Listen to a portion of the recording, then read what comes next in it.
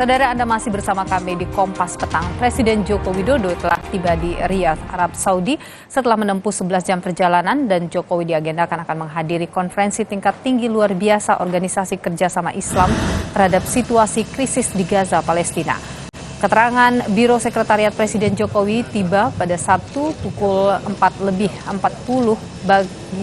pagi waktu setempat di Bandara Internasional King Khalid Riyadh, Arab Saudi. Dan diagendakan menghadiri konferensi tingkat tinggi luar biasa Organisasi Kerjasama Islam atau OKI. KTT tersebut, saudara, digelar sebagai tanggapan terhadap situasi krisis di Gaza, Palestina akibat agresi brutal Israel. KTT ini sangat penting sebagai upaya menghentikan perang Hamas dan Israel, dan Presiden Jokowi akan mempertegas seruan gencatan senjata.